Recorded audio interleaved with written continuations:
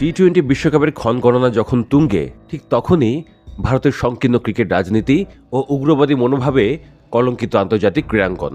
বাংলাদেশে cutter master Mustafizur রহমানকে লক্ষ্য করে ভারতের উগ্রবাদী সংগঠনগুলোর হুমকি এবং পরবর্তীতে তাকে আইপিএল থেকে বাদ দেওয়ার ঘটনাটি বিশ্ব ক্রিকেটে এক নজিরবিহীন হীনমন্যতার পরিচয়।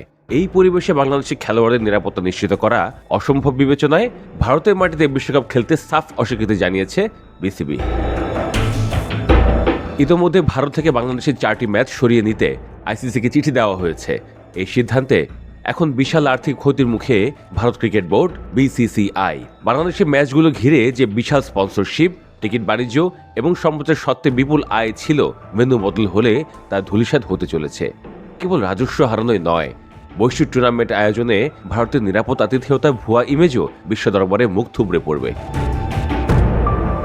আইপিএলে আসন্ন আসরে কলকাতা নাইট রাইডার্সের হয়ে খেলা কথা ছিল মুস্তাফিজুর রহমানের। তবে মুস্তাফিজকে দল থেকে বাদ দিতে কলকাতার মালিক শাহরুখ খানকে আহ্বান জানায় ভারতের উগ্রবাদী কিছু সংগঠন।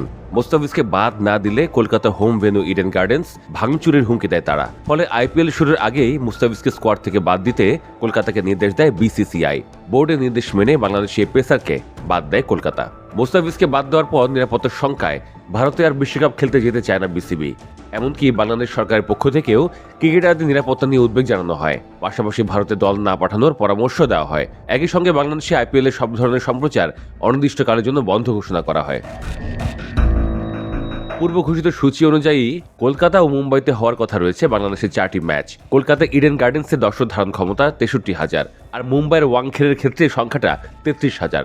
সব মিলিয়ে বাংলাদেশের 4টি ম্যাচে প্রায় 2,22,000 টিকিট বিক্রির সম্ভাবনা ছিল। বাংলাদেশের ম্যাচগুলো টিকিটের দাম রাখা হয়েছে সর্বনিম্ন 100 থেকে 300 রুপির মধ্যে। আইসিসির নিয়ম অনুযায়ী টিকিটের মালিকানা আইসিসি বিজনেস কর্পোরেশনের। যেহেতু ভারতীয় বোর্ড কেবল বিশ্বকাপের আয়োজক, ফলে টিকিট বিক্রির পুরো অর্থ তারা পাবে না। তবে ম্যাচ ডে সারপ্লাস, স্থানীয় স্পন্সরশিপ এবং ভিআইপি বক্স থেকে ভালো টাকা আয় করার কথা ছিল তাদের। যদি বাংলাদেশের ম্যাচগুলো সরিয়ে শ্রীলঙ্কায় নেওয়া হয়, সেক্ষেত্রে টিকিট বিক্রির বাবদ ভারতের সম্ভাব্য ক্ষতির পরিমাণ হতে পারে প্রায় 10 কোটি থেকে 40 কোটি রুপি। এছাড়া নিরাপত্তার সংখ্যায় বাংলাদেশ ভেন্যু পরিবর্তন করতে গেলেও আন্তর্জাতিক অঙ্গনে ভারতের ইমেজ ধুলে মিশে যাবে। যদিও ভারতীয় ক্রিকেট বোর্ড বিসিসিআই এ বিষয়ে আনুষ্ঠানিক কোনো মন্তব্য করেনি। এখন আইসিসির সিদ্ধান্তের দিকেই তাকিয়ে আছে ক্রিকেট বিশ্ব।